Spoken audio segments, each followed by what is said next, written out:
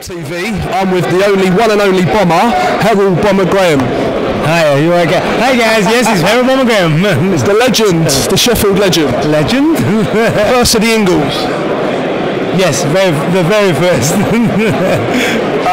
Let's talk about firstly the AMIR Canelo fight, which is happening in May. What's your predictions for that fight?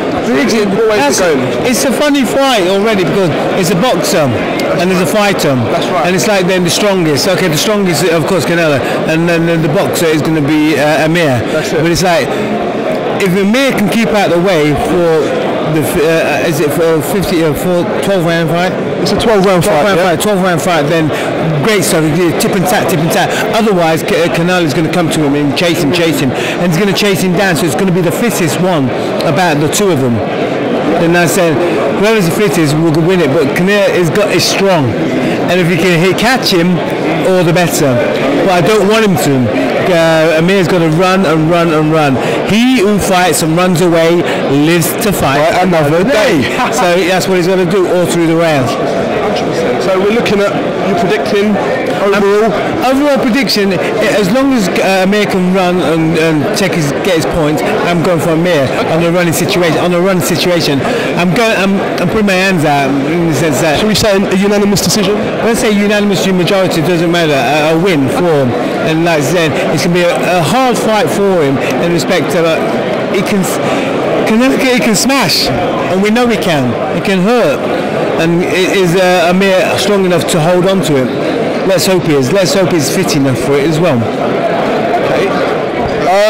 Let's talk about the good old days. Right. Well, I don't know where to start with you.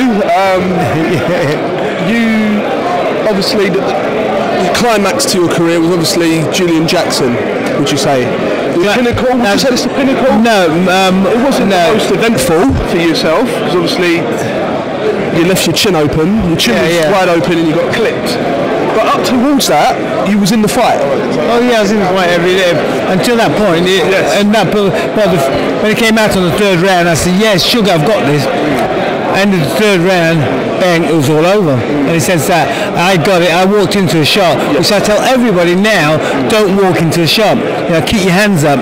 When I say keep your hands up, you can keep them up higher than what I had them. Instead, not there, but there. And like I didn't do that, left them down, got caught, and it was good night. Before I even hit the floor, it was good night. But they play that back on most of all the classic 100 knockouts of those centuries. It was wide open. Oh, it was wide open. He pulled it back and you've gone forward, so yeah, it came onto the shot. I was leaning onto it and took it right on my chin. Yes. Bang, and the way I go. Yeah, definitely. But that's life. Yeah, and then obviously you bounce back. Bounce back? Oh yeah, not from that fight, of course. It took a while. Did it take a while to recuperate? Yes, it did. I mean, it was the case that what was happening there, I had to have about a couple of months off, literally, because it was a massive blow. It was like a horse kicking you. But there you go. That's life. Someone says you could punch, but not as hard as that. Let's talk about Ben sparring. Now, you was actually at the same period of time as Watson, Ben, Eubank, and probably Stevie Collins to a degree. Right. Yeah. But Stevie's obviously started his career mostly in America. Yeah, mostly over there, yeah. And obviously Errol Christie as well. Yeah, Errol Christie, because he was an amateur. It was the amateur situation, kingpin at that time. And the Eubanks and Ben, they were just starting off in the pro James situation. Cook, James Cook, James Cook, yeah. I want to know, obviously we're going back a good few years ago, Eubank would have been an absolute barnstormer of a classic great fight, British dust down. What went wrong? What went wrong is because I sparred with them. I sparred with one of them, should I say. And Ben, I was sparring with Ben. So Eubank, I sparred with Eubank, no, not Ben.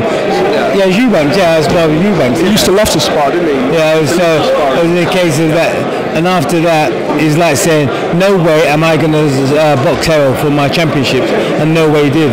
He won't let me, because when we sparred together, it was like saying, it was like a sparring session for me, not a fight. lovely style. I used to love your style. You had your hands down. You had that crab style, where you sort of used to invite them in. Yeah. As you invite them in, you tag them. Yeah. And as you tag him, you're over this side. Yeah. You're out of the way. I love that style. Good position. It's all about the feet. It's like saying, if AMIR can do that, if he can do that on the fight on the May 7th, right, he stands a massive chance of winning. No, he is. The box situation, if he can sit back and move around fleet-footed and like with jabbing as well, taking his jabs, moving around the back of him, around the back, not the forward. If you go to the front of him, he'll get caught every time. So you've got to go around the back of him all the time. But if you can do that, you could speak to him about that, obviously pre-fight, because who better to tell him than yourself? Yeah, that'd be a good thing. I used to love to watch you fight. Oh, shut up! I'm being honest. I used to sit home and watch you. I love that style. Absolutely, the fast feet. No, Sugar Ray Leonard. Sugar Ray. Yeah. Did you get inspired by Sugar? Inspiration was for Sugar Ray. Of course it was. Yeah, Sugar Ray Leonard, Sugar. Yeah, all the whole time boxing. Yeah, Muhammad Ali rolled in there. Yeah, everything. Everything. Sugar. Yeah. Sweetness. Sweetness. What do you continue to do with yourself at the moment, the precise moment? It's like training other people. Like saying, keeping myself fit by eating sensibly and a little bit of training. Oh, wicked. You live in London still? I'm still in London, yeah, Muswell Hill. North London, nice. Yes. Other than that, it was actually a pleasure seeing you today, Mr. Herol Graham. Oh, you've got it. The Bomber. I want to call you the Bomber first. Okay. The Bomber, Herol Graham. Okay, then the Bomber. Herol Graham. Have you got a copyright for that at all? No, I haven't. No. You get a copyright. I've got a great mate called Martab, and he's helping me in lots of things as well. And it's going to be a great inspiration. You look really well, actually. You look fit as a fiddle. Fit as a fiddle. TV. I'm with the one and only Herol Bomber Graham. What are we doing at the moment, Herol?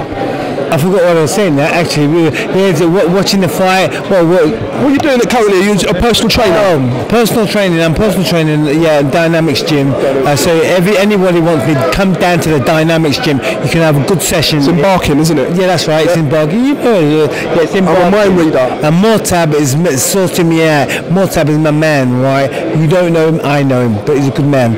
Okay. What happened to Asda? Obviously, it was a period of your life where you was working in Asda. But as I actually walked out of it. I stopped working there through the situation of what it was against my depression, and my depression came rough. What year was that? Do you remember? No, I don't. That's how bad it was. Okay. I don't like. Were you tempted to obviously take my drugs? No. Oh, you wasn't into. It wasn't the drugs. It's just my life. Okay, your life. So you felt suicidal? Oh, you what? Yeah, big style. Did you seek help at the time? No, I didn't. I tried to do it on my own. Then I had to go to my doctor, and my doctor just said, "I'll go to the hospital." The hospital didn't work, so I had to go to a psychologist, and the psychologist sort of saw something there, and in itself attacked it. I said, "No, you can't do that. You can't do that. Let's do it this way." And calm yourself down. Pretend you're still in boxing. You're not in boxing, but pretend you're going back to it. You're training still, and to keep that mentality that you're still doing something around it. Did you notice, obviously, at that period of time that there wasn't as many people that were with you in the early days? Oh yes. That obviously dispersed and disappeared. Yeah. But hangers. We call them hangers on, or the Mike Tyson Brigade. We call them the Mike Tyson Brigade. Yeah. There's a lot. Did they move away? There's a lot of them there. When the spotlight and the stardom disappears, they go with it. Yeah, they go with it. But that's life. Yeah, that happened in the big way. They say you can always count on one finger. Yeah. Oh, you are one. Sorry, mate. Hello. Sorry. Get out of the way so I can knock you out. Yeah? Knock you out badly, okay? Do that again, guy, okay? Like, I can laugh. Basically, you go through, obviously, stages of that, and obviously it makes you a better person. Oh, of course it does, as a human being. Yeah. So you know where your aim is in life. Your aim is in life, you know where you should be in life. You've got to remember, you're not the only one that's gone through that. No, there's many people that go through. Sportsmen as a whole, lots of, not just sportsmen, but sports people go there and don't get too much help because they don't know what exactly is wrong with them. Because they have that sport all their life and they say, oh no, nothing's wrong. What's wrong is they're missing is the football, the rugby, the boxing, the cricket, whatever is there. So you have to keep your training towards it and keep something around it, keep in contact with it. Not actually doing it, but in contact with it. Okay. Obviously, you've still got the ambition to train current up and growing fighters. Yes, definitely, yeah. Do you get the urge? Oh, of course, yeah. On a daily basis. I want to help AMIR.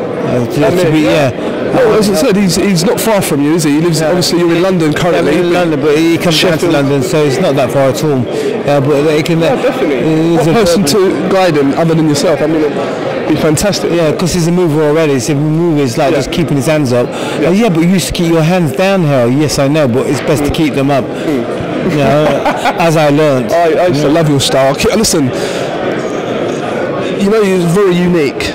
It was completely unique, so much as obviously Paul Silky Jones authenticated the same style.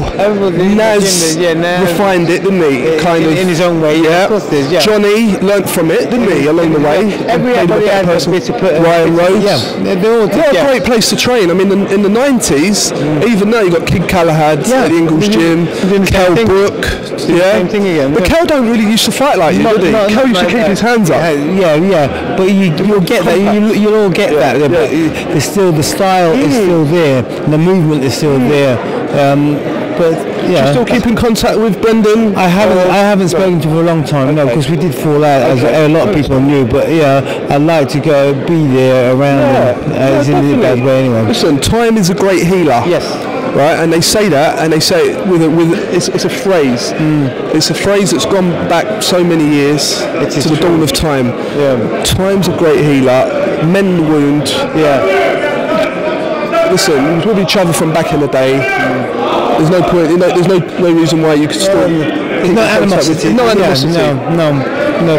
Yeah. So, you know, Herol, it's a pleasure being with you today, seeing you, having an interview with you, catching up with you, and we'll see more of each other, right, Herol? Herol Bomber Graham, Knuckle-up TV, we're out.